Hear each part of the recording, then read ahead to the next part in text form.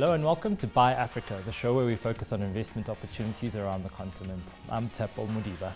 Thanks for joining me. My guest tonight is Fungai Tarira, Portfolio Manager at Rudy Areas Capital Management, and our focus is on the recent listing on the Rwandan Stock Exchange, and specifically the coming IPO of Crystal Telecoms.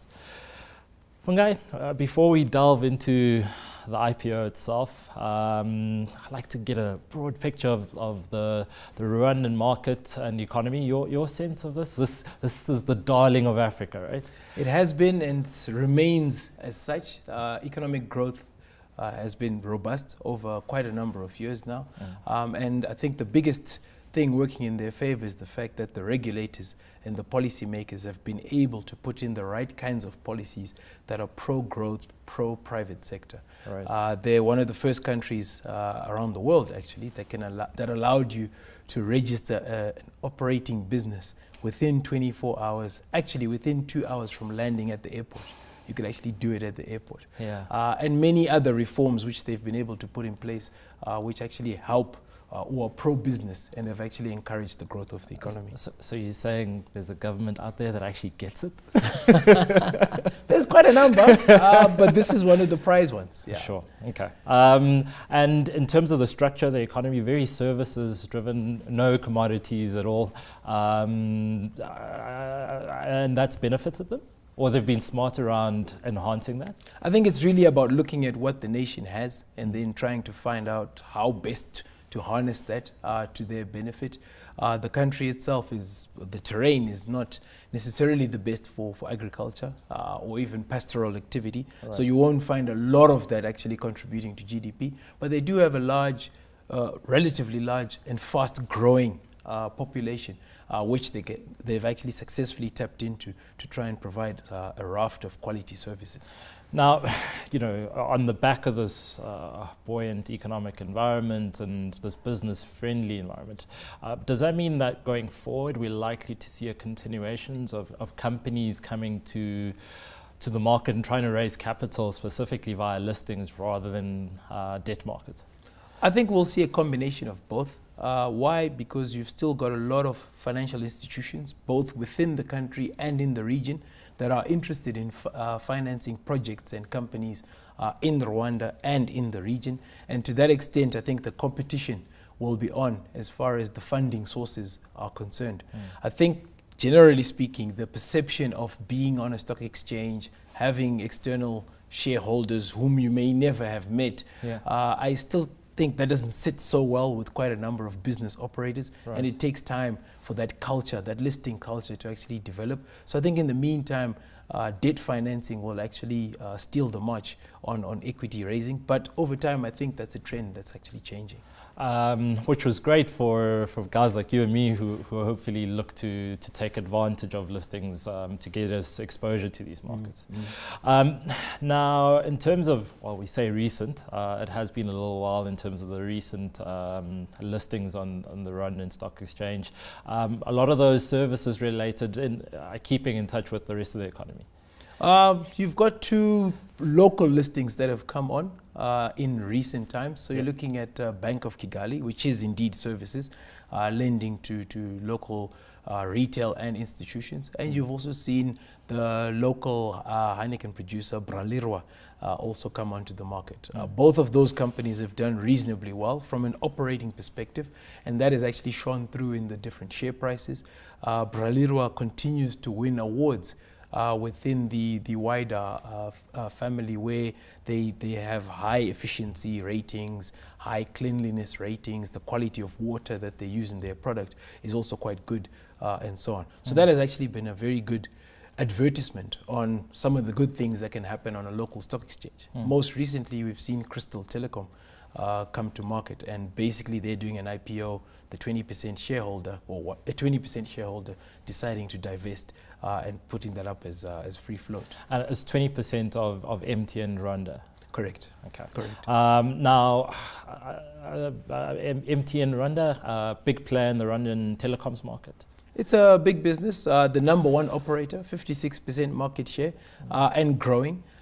They've got penetration in the region of about 60% in that market. So again, there's scope for the entire market to grow as well. And of course, on that journey, the market share for MTN Rwanda could also increase. If you look at neighboring countries, in Kenya, for example, the predominant player has almost 80% market share. Sure. They're managing to roll out, your typical sort of mobile telecoms services, but data is the biggest thing there as it is anywhere else in the world now, growing at about 50%, 60% on an annualized basis. So, I mean, given the somewhat, relatively low penetration in terms of mobile penetration, does that mean that there's still scope in terms of growing voice revenue as well on top of the data? Agreed, largely because you still don't have everybody having a SIM card. And the very first service most people are introduced to a mobile network is voice. But the world trend that people are moving away from voice more to data is also taking place in Rwanda. So down the line, it won't be surprising to see data revenue contributing more to the total as you see around the world. Yeah. So I guess.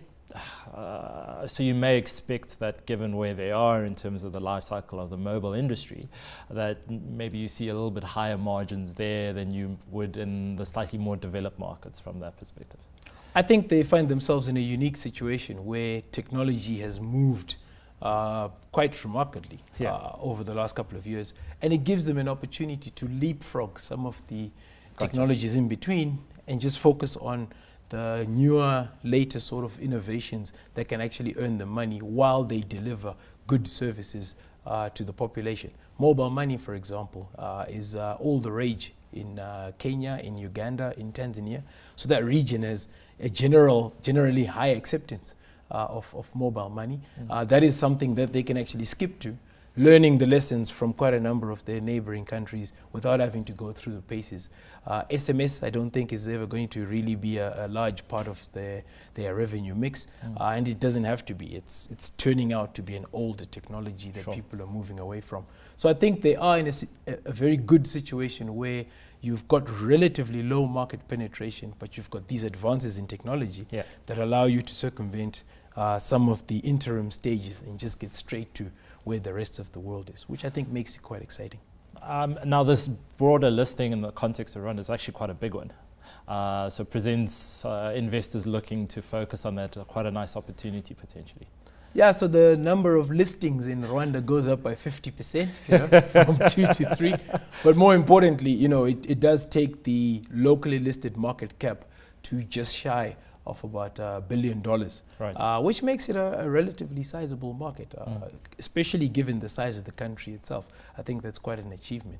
And as we've seen elsewhere, it might start off slowly, but as and when the snowball picks up, you actually get a lot more companies gravitate towards the stock market, and that's something exciting to see. So potentially liquidity is a potential issue there as well? Well, to the extent that initially only 20% of the company's total shareholding is free float, that would be a bit of a difficulty. And the same goes for the already listed businesses, but over time would hope to see that liquidity improve. Okay. Now, we've touched a little bit on, or in some detail on the IPOs in Rwanda. The theme, is that likely to continue throughout the continent? Are we seeing a little bit more traction in terms of companies coming to the market looking to raise capital via equity markets? If you take a look at the rest of the continent, outside of South Africa, 2015 has actually been a very busy year for the investment bankers, because quite a number of IPOs have actually come through. Of course, the investment bankers are smiling. they have to, right? We've had, from where I sit, about 7 listings come through in 4 different countries, totaling $1.27 billion as far as the amount of money they're actually looking to raise. Which is quite exciting. Which is huge. And if you look at 2014, only $250 million, to my knowledge, $250 million was actually raised via IPOs. So a very large increase. and also quite a variety in terms of the types of companies. If you had to theorize, what's really stimulating this demand for capital or access for capital in equity markets? Is it a function of debt being a little bit more expensive now? I think two themes are playing out here. The first is the fact that quite a number of private equity investors have come to maturity in those investments, right, and are so looking they're for looking exit. to exit. Yeah. And these deals are large enough for them to actually bring to market for them to do that. That's one. The other is quite a number of the businesses are actually looking for expansion capital.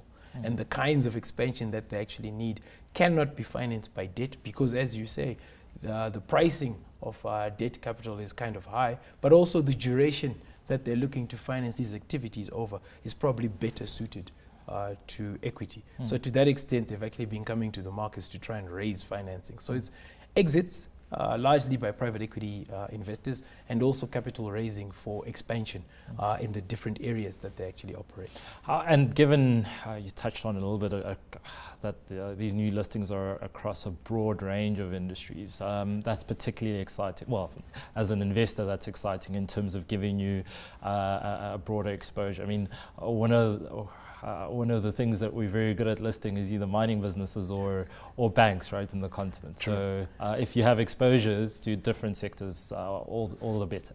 That helps out a lot. But I think because the issues are spread out across, as I mentioned, 4 different countries, it probably better suits the Pan-African investor more than someone who's focusing on an individual country. If you were to focus on an individual country, Egypt has been the place to be so far. They've had quite a number of issues come through: a medical services business, IDH, a confectionery business, Edita, a property development business, Emma.